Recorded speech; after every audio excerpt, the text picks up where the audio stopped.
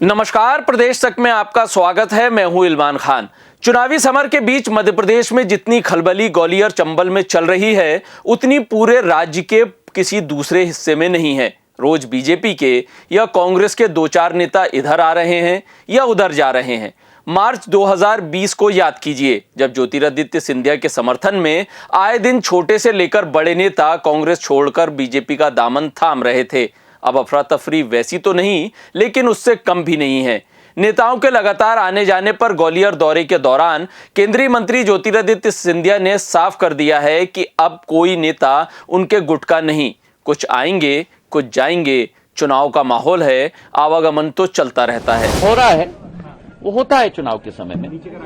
हर व्यक्ति का स्वतः का अधिकार है कि वो अपना भविष्य का मार्ग प्रशस्त करे, और यही तो लोकतंत्र। सिंधिया भले ही इसे सहज दिखाने की कोशिश कर रहे हैं, लेकिन बीजेपी के लिए इन दिनों ये परेशानी का सबब बन गया है। सर्वाधिक चिंता की वजह शिवपुरी जिला है। वो इसलिए भी क्योंकि शिवपुरी ज्योतिरादित्य सिंधिया का गढ़ माना जाता है। यहाँ एक एक करके 7 से 8 नेता पार्टी को अलविदा कहकर हाथ का साथ थाम चुके हैं। पार्टी को ताजा झटका शिवपुरी की कोलारस विधानसभा सीट से बीजेपी विधायक वीरेंद्र रघुवंशी के इस्तीफे से लगा है। उन्होंने बीजेपी में घुटन की बात कहकर सिंधिया के आने के बाद बदले हालात पर जमकर भड़ास निकाली। वीरेंद्र रघुवंशी ने सिंधिया और सिंधिया समर्थकों को जमकर खरी खोटी सुनाई। सरकार भाजपा की सिंधिया जी के सहयोग से बनी, तो मूल भाजपाइयों का पूरी तरह से शोषण किया जा रहा है, उनको प्रताड़ित किया जा रहा है, उनको पार्टी छोड़ने के लिए मजबूर किया जा रहा है।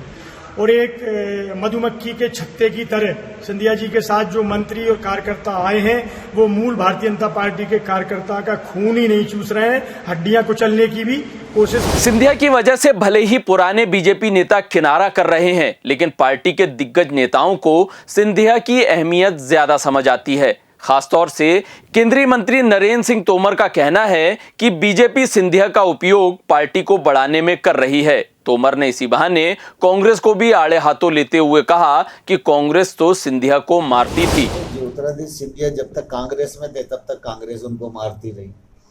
अब भारतीय जनता पार्टी पर आरोप लगाने लगे।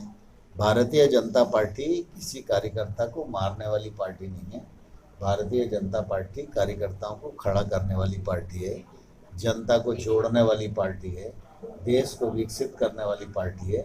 और ज्योतिरादित्य सिंधिया का उपयोग भारतीय जनता पार्टी को बढ़ाने के लिए और देश और मध्य प्रदेश के विकास के लिए किया जा रहा है और आगे भी करेंगे।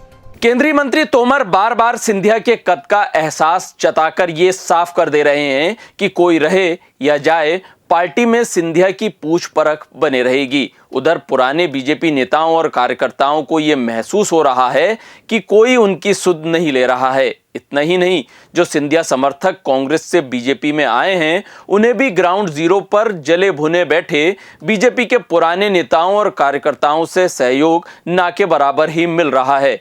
कोड़ में खाज ये है कि चाहे सिंधिया हो या तोमर, कोई भी इसे गंभीरता से नहीं ले रहा।